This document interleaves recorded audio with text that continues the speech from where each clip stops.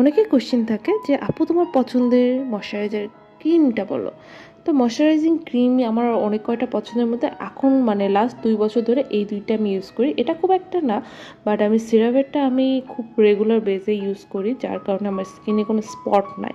ভাবা যায় শুধু এটা না, আমি একটু স্কিন কেয়ারও করি। স্কিন কেয়ার রিলেটেড ভিডিও আমার ফেসবুক পেজে দেওয়া আছে আর ইউটিউবেও দেওয়া আছে, তো আপনারা চাইলে ওখান থেকে দেখতে পারেন। আচ্ছা, যারা যারা আমাকে মেসেজ করেছে আপু তুমি তোমার ময়শ্চারাইজার ক্রিমের একটা আমাকে ছবি দাও, তো তাদের জন্যই মেনলি এই ভিডিওটা তৈরি করা।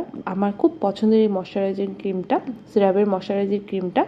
আর এই ময়শ্চারাইজিং ক্রিমটা আমি ইউজ করি কেমনভাবে, আমি ফেসটা ওয়াশ করে আসার পরে হালকা জাস্ট ওয়াটারটা উঠায় নিয়ে যখন দেখি যে একটু একটু ভিজা ভিজা ভাব থাকে সেভাবে ব্যবহার করি, কারণ আমার স্কিনটা অনেক ড্রাই স্কিন। তো ড্রাই স্কিনে যদি আমি এভাবে ব্যবহার করি তাহলে কি হয়ে থাকে, দেখা গেলো আমার যে হাইড্রেশন ভাবটা স্কিনে থাকে সেটাকে লক করে ফেলে এই ময়শ্চারাইজার ক্রিমটা। তো এটা আমি মাস্ট ইউজ করি সবসময়, স্কিন ডেতেও ইউজ করি। তো ডেতে যখন ইউজ করি আমি ময়শ্চারাইজার ক্রিম ইউজ করার পর একটা সানস্ক্রিন ব্যবহার করি, বাট নাইটে যখন করি কোনো একটা সিরাম অ্যাপ্লাই করে তারপরে আপনারা এটা ব্যবহার করতে পারবেন। আচ্ছা, আরেকটা কথা বলি, অনেকেই বলেন যে ময়শ্চারাইজার ক্রিম দিলে কি ফর্সা হয়ে যাব। অ্যাকচুয়ালি না, ময়শ্চারাইজিং ক্রিমটা হলো আপনার স্কিনটাকে হেলদি করে রাখার জন্য। এটা একটা খুবই বেশি ইম্পর্টেন্ট জিনিস, যেটা আপনার স্কিনটাকে হেলদি রাখবে, সফট রাখবে। দেখবেন যে ড্রাই স্কিন যাদের আছে তাদের অনেক প্রবলেম হয়, স্কিনটা সাদা সাদা হয়ে যায়, স্কিনে ফেটে যায়, অনেক সময় দেখা যায় যে স্কিনে চামড়া উঠে যায়।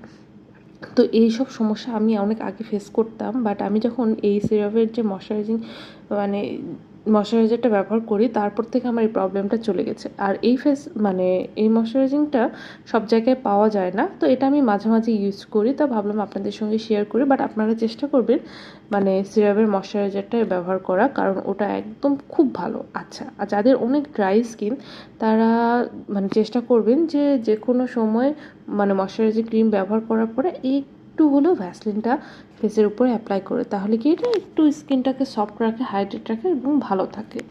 আচ্ছা, যাদের অনেক বেশি অয়েলি স্কিন তারা এইসব ময়শ্চারাইজিং ক্রিম ব্যবহার না করে জেল বেস যেগুলো ময়শ্চারাইজার আছে সেগুলো ব্যবহার করতে চান, করতে পারবেন, আপনাদের স্কিনের জন্য এটা ভালো হবে। আর যদি আপনাদের কোনো নাম প্রয়োজন হয় আমাকে কমেন্ট করতে পারেন।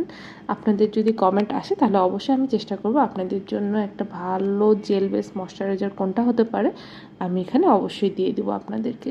তো যাই হোক, আমার স্কিনে কিন্তু দেখেন কত সফট না, আমার স্কিনে কিন্তু কোনো দাগ নাই, শুধু একটু কপালে কিছু দাগ আছে, কারণ এটা আমার পক্সের দাগ।